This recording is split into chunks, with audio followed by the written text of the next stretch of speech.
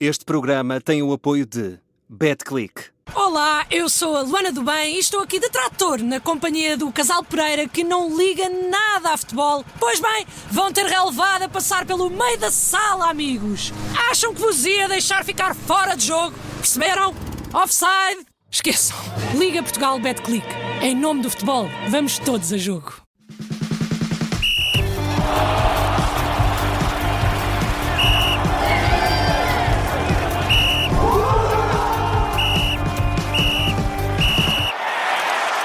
Está no ar mais um Sem Falta da Rádio Observador. No fecho da segunda jornada do campeonato acompanhámos por aqui o Casa Pia 0, Benfica 7, jogo com muitos golos, apitado por João Pinheiro. Pedro Henriques, bem-vindo mais uma vez, boa noite. Um jogo também com muitos golos e com muitos lances. Logo a começar ao minuto 11, queixavam-se de um alegado penalti sobre Henrique Araújo, os homens do Casa Pia, lance na área do Benfica. Resta saber se escapou aqui alguma coisa a João Pinheiro. Para mim tudo correto, isto é, sem penalti, mas também sem imagens ou repetições em mínimas condições, para que eu possa dizer de certeza absoluta que a queda do Henrique Araújo na área do Benfica foi sem qualquer infração.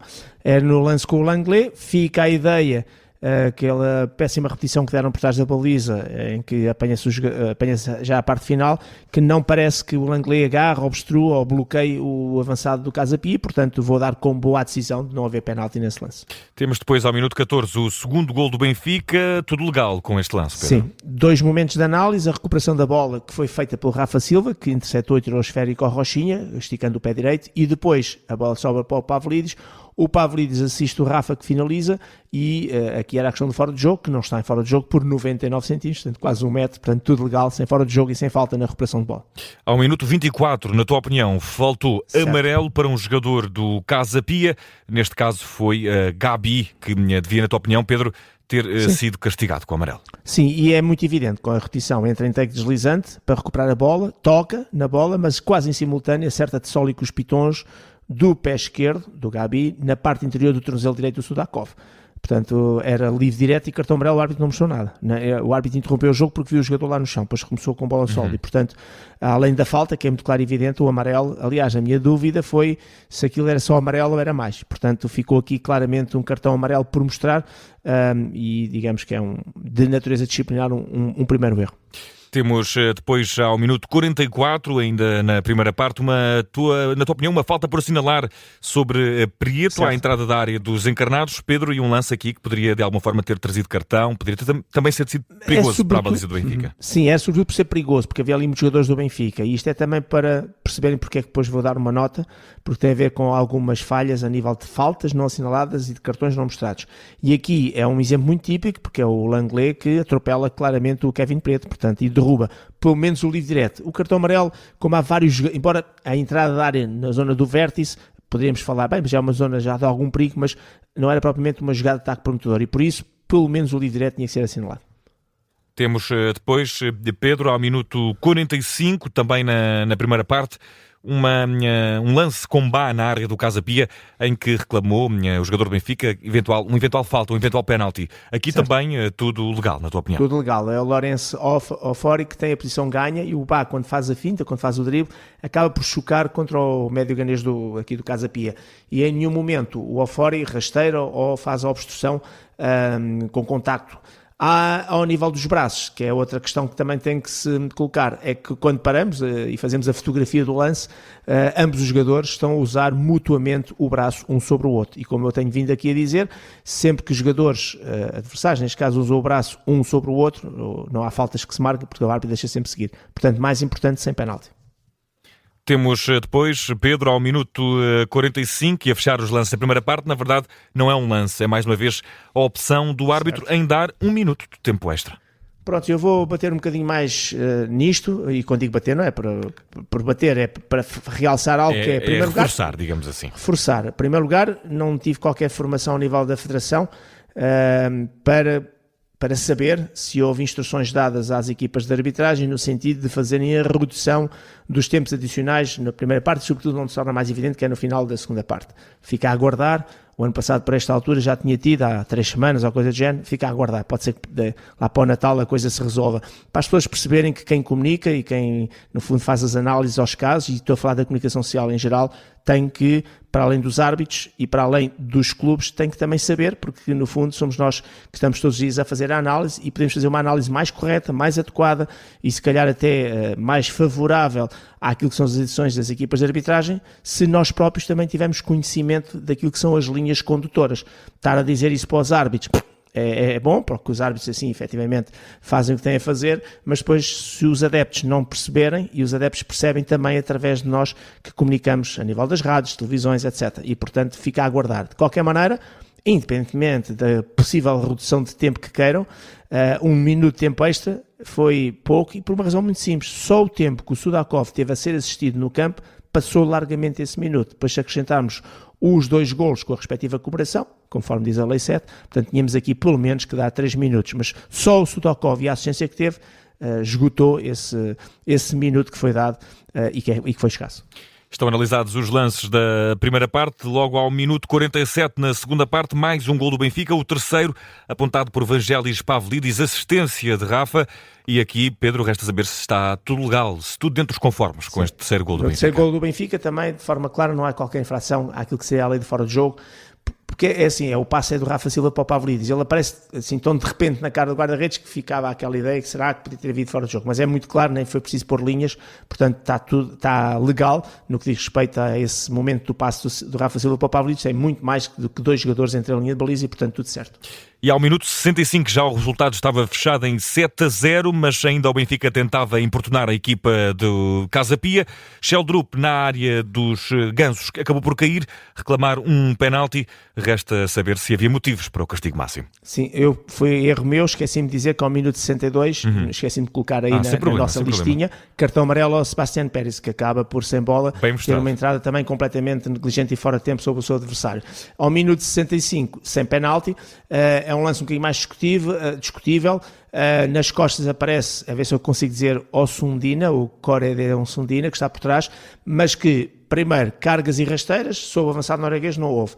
Há um ligeiro, pequeno, e eu vou dizer inconsequente toque nas costas com a mão, e é por isso que o Sheldrup acaba por, se calhar, no entender dele, cair e devia ser penalti, que ele ficou a reclamar, mas aquele toque que nós vemos nas repetições é tão inconsequente e tão ligeiro que não parece que tenha a ver com a queda. Ou seja, eu diria que o Sheldrup, ao sentir aquele toque, deixou-se cair. E, portanto, para mim, sem motivo para penalti. Temos depois, ao minuto 68, um pisão sobre Manu, que ficou tocado. Aqui, na tua opinião, Pedro, ficou por marcar uma falta, por mostrar um amarelo? Do que é que se trata? Não, assim, aqui a questão da falta é sempre aquela questão que, mesmo sem querer, quando pisas alguém, tens que marcar a falta. Aqui a questão era, sobretudo, que se esse pisão era para cartão amarelo. Ou não, sim. Se parares a imagem, fica ali a ideia de um momento de pisão no calcanhar e diz, isto é para negligência. Mas se virmos depois em movimento normal, por isso é que é importante, o Alassane Jatta, que vai a correr e que acaba por dar então o tal toque de pé direito no calcanhar esquerdo do Manu, o Manu na corrida é que abre o seu pé esquerdo, ou seja, não é propriamente o Jatta que vai na corrida e que pisa, é a maneira como o Manu vai a correr e abre a sua perna esquerda para fora, que leva também àquele momento em que o Jatta tem que apoiar o pé no solo, pisar. Portanto, eu diria que naquilo que é o mais importante para mim, chamamos a isto imprudência, e imprudência nas leis de jogo não tem cartão amarelo, só a negligência é que tem. E por isso, boa decisão no meu ponto de vista, que o árbitro na ocasião não mostrou cartão amarelo. Temos depois, ao minuto 78, um lance, na tua opinião, teria merecido falta sobre Prestiani, falta que não foi assinalada, no lance que poderia ter sido perigoso, Pedro? A questão aqui é porque, para justificar um bocadinho também a nota que eu vou dar e aquilo que eu vou dizer, é que ficaram várias faltas por assinalar. Eu sei que os árbitros terão tido indicações que vêm já do Mundial, do deixar jogar, privilegiar o contato físico, mas isso não pode ser em situações que haja falta. Aqui, o David Sousa, com ambas as mãos, agarra e puxa pelos ombros claramente o Prestiani, ele até se desinteressa da jogada, porque ele não consegue progredir, é mesmo à frente do árbitro assistente. Tenho ideia que provavelmente os árbitros assistentes também terão tido aqui algumas instruções no sentido de preocuparem-se mais com o fora de jogo do que propriamente com este tipo de lances, mas ficou um livre direto por assinalar. Não seria cartão amarelo, embora fosse ali um ataque por corredor direito, porque digamos que não vai na direção da baliza e nem vai na direção da área. De qualquer maneira, era uma falta tão clara e tão evidente, que não é daqueles só de pequenos contactos, é alguém que está a agarrar e a puxar o outro e impedir a progressão, que eu quis chamar a atenção aqui também como uma falta que ficou por assinalar. Temos depois, no minuto seguinte, ao minuto 79, um amarelo para Cali, acabado de entrar na equipa do Casa Pia. Vê logo o primeiro cartão. Vai ser importante porque depois vai haver um segundo, mas o primeiro. Tudo legal, Pedro? Sim, tudo legal no que diz respeito ao cartão amarelo bem mostrado. O Cali aborda o lance, estica a sua perna esquerda e a bola não está jogável. Isto é, não está ali, já está bem afastada. De antes, para a lei era 2 a 3 metros, isso já saiu da lei. Portanto, mas é importante percebermos que para que tu estiques uma perna, para que tu tentes chegar à bola, é preciso que a bola lá esteja para o te fazeres. Quando isso não acontece, chamamos a isso uma entrada fora de tempo, sem bola, e estas entradas fora de tempo sem bola, normalmente, e neste caso até pisou o pé direito do João Duran e com o corpo carregou e derrubou o avançado colombiano, portanto, entrada fora de tempo, sem bola, com pisão inclusivamente, negligente, e por isso bem mostrado o cartão amarelo, que foi o primeiro que o Cali viu. E temos ao minuto 86 um amarelo que, na tua opinião, devia ter saído do bolso de João Pinheiro para ser mostrado Claramente a Richard Rios. Sim, o Richard Rios faz falta por trás sobre o Lourenço Ofori quando ele vai a fazer uma transição e, portanto, o objetivo, parar e destruir a saída em contra-ataque, é a chamada falta tática e esta não há dúvidas nenhumas que era mesmo para cartão amarelo. Temos depois, Pedro, quase no final dos lances, ainda 2 lances para analisar, ao minuto 90, o tempo extra que voltou, à medida da primeira parte, a ser muitíssimo curto, apenas 2 minutos. Certo, e aqui vamos lá ver uma coisa. Já nem vou à questão das substituições, porque mesmo que eles tenham aquela ideia que agora cada substituição demora 10 segundos, que na prática não é verdade, já tinha falado disso no direto, é rara a substituição que não demora no processo todo 30 segundos. Embora os árbitros agora façam a tal contagem para que o jogador que sai são 10 segundos, na prática são no mínimo 30 segundos. E tivemos 6 paragens onde entraram 10 jogadores e, portanto, percebemos que algumas dessas substituições, que foram triplas, portanto, demoram muito mais que 10 segundos porque é 10 segundos para cada uma vez que se levanta a placa. Neste caso concreto, só depois de se levantar a última placa, quando é mais que uma substituição, é que começa a contar, digamos, os 10 segundos. Mas para além disto, deste aspecto, foram marcados 5 golos. E em tempo regulamentar ainda tivemos 2 cartões amarelos, porque a expulsão já foi depois do minuto 90. Isto para dizer o quê?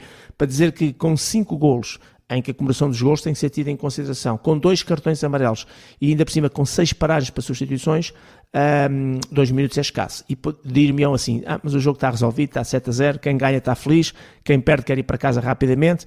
Certo, mas eu relembro que isto, se fosse uma taça de Portugal, que estava já quem passava, quem estava eliminado, tudo ok, mas isto é uma competição em que, para além do haver prémio para o melhor marcador, e portanto todos os tempos e todos os golos contam, mas isso não é o mais importante, as subidas, as descidas, ou seja, a classificação também é definida por diferença de golos, por golos marcados, golos feridos e as suas diferenças. E todos os anos andamos muitas vezes na fase final a discutir exatamente isso. Atenção que há ali, claro que não é o primeiro fator, porque o primeiro fator é a relação entre... É o confronto direto. O árbitro não pode dar só 2 minutos porque o resultado está resolvido. Isto é algo que está a acontecer sistematicamente e, no meu ponto de vista, vou continuar a criticar. Temos, para fechar a análise aos lances deste encontro entre Casa Pia e Benfica, que terminou com vitória encarnada a 7-0, e antes de conhecermos a nota que merece a equipa liderada por João Pinheiro, temos ao minuto 90 mais 2 o segundo amarelo para Cali, que acredito, Pedro, tenha sido bem mostrado, até porque Prestiani saiu a sangrar do lance. Exatamente, claro que isso é a consequência.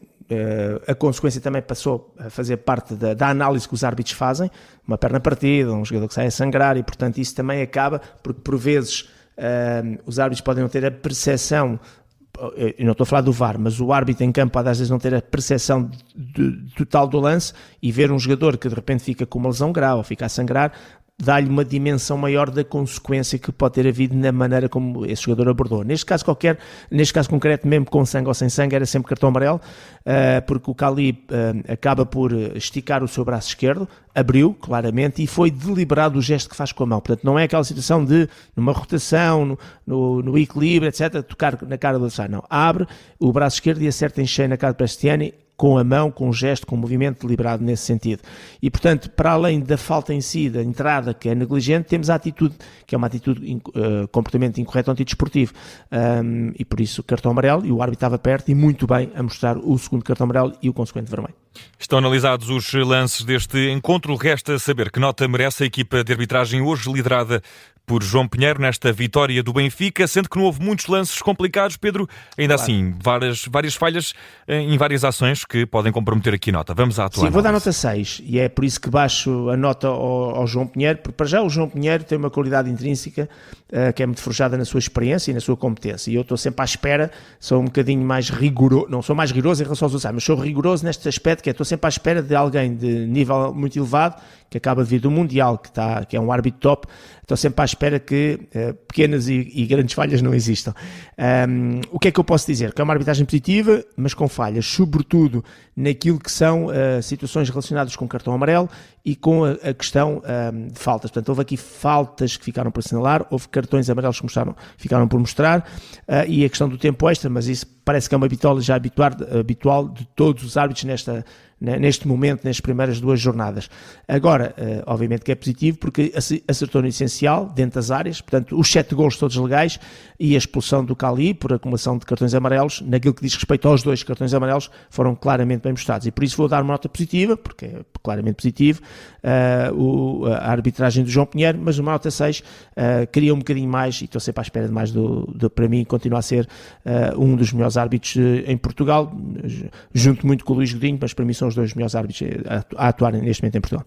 Pedro Henriques, não sei se queres também, para fazer aqui uma nota final, comentar o estado do relevado em Rio Maior, porque embora não seja propriamente uma questão que diga respeito aos árbitros, tem influência na gestão disciplinar e é também um tema de proteção dos jogadores, que é também uma das missões do árbitro. Nós já fomos aqui abordando até nos nossos espaços, como é o caso do campeão, temos vindo a falar, e o próprio Gabriel Alves hoje voltou a falar também no relatório que fez, e fomos falando ao longo, no princípio do jogo, etc.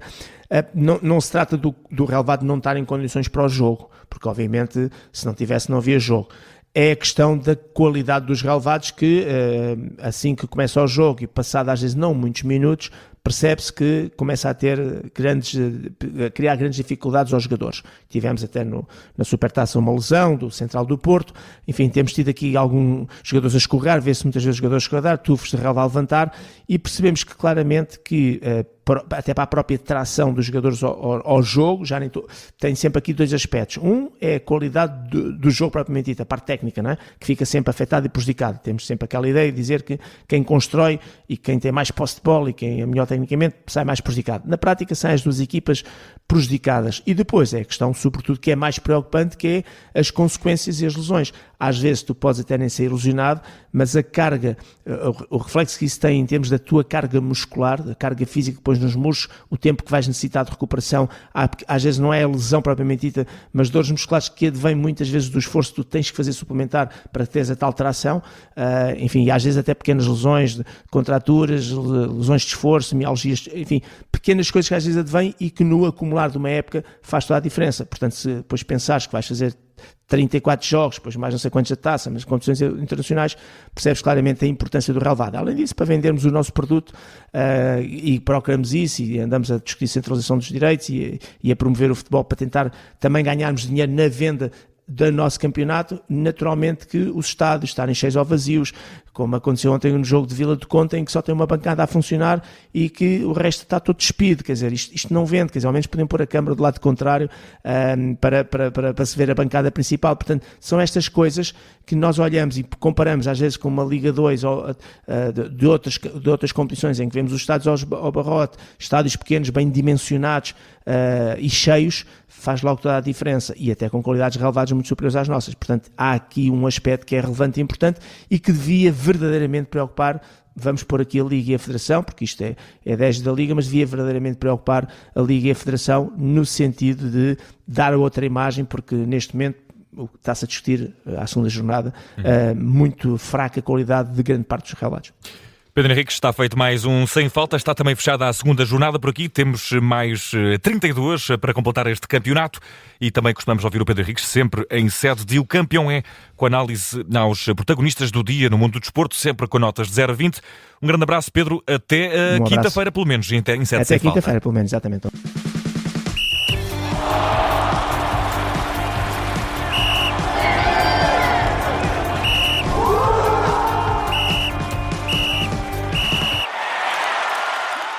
Este programa tem o apoio de BetClick.